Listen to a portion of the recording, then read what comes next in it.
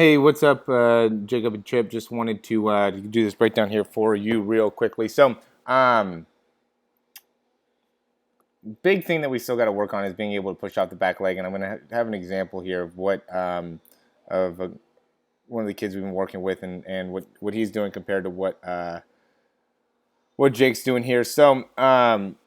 Big thing is when the transition happens here. Notice how this kid's actually named Jake as well. Notice how Jake in white pushes off of that back leg and makes it so those hips move from back here to transfer onto the front leg. Okay, and then we'll look at the Jake in gray, and notice how we're not getting that transfer. We're just getting a lean in the spine, right? See how it's the spine moving and not the hips moving? And then also notice how the foot isn't pressing off near in the same way as this Jake is, right? So big push off of that back leg, and hopefully this will really make it so you can connect here with the information here, Jake. So big push off the right leg or the back leg, and that helps him in getting the rotation going within those hips and also gets the momentum going onto that front leg. All right, so one more time. Pushing off of that back leg here, and then pushing off of that back leg here. Okay, big difference. And when you can start being able to push off of that back leg and make it so it gets all the way around and really starts to even start coming forward. So notice how his knee is pretty good, pretty well underneath him in comparison with your knee, where your leg is pretty far back behind you. Now that's going to end up being a big difference in terms of power production. Okay, and then when you go through and you finish, you end up, I think you're doing a better job of making it so you're not leaning as far over to the side. Now you're starting to move a little bit more forward, which, you know, is at least we're starting to work on some things, you know, and you know, it looks like how when you bring the ball back here, it looks like you're doing a much better job of doing that. You know, I like your loading process there. It looks like you're putting a lot of effort into staying on top of the ball. It looks like that wrist and that finish there is really good. That overall release and where the elbow is and where the hand is, you know, that's all good stuff. You definitely have a lot to build on. Another part that I was going to say too is from this point though, focus on trying to get that ball to start moving forward, because you kind of bring that elbow pretty far back behind you, and more importantly, when you raise the ball, the ball and elbow kind of end up being pretty close to each other. So again, we'll go to Jake. So notice when Jake's raising his ball, he's also trying to bring his elbow through too, right? And see how that's kind of happening there.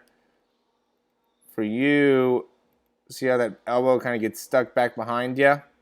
That ball, you're raising up the ball and not getting that elbow through, and that's just going to make it so your release gets a little bit quicker. You know, that's not going to be, you know, a big power producing thing, but that'll just make it so you get a little bit more smoothness of a whip in your actual throw. And again, I still think the load is a lot better, and I think the positioning of the ball is better. The only thing I would actually say about that is just maybe getting it a little bit closer to your body. It's kind of far away, but you know, again, in terms of that load right there, I think that's great. And then as you come forward, right, you would just want to make it so that elbow comes through and that ball starts getting around a little bit sooner. And that'll make it so then when you push off, now you can push off and get rotation in those hips and make it so your weight is going more this way, or the way the hips are going more this way, rather than going more this way. And I know this has been something that we've been working on, but I mean, your release is looking pretty good. You know, in terms of how it is right there, like that, getting that angle of the forearm is really good. When you come back through, I think you're doing a good job there. Maybe think about really bringing that ball down hard here. This is something that I've been talking to kids about lately, actually. Is when you come down, try to think about bringing that whole arm down and not leaving that elbow up.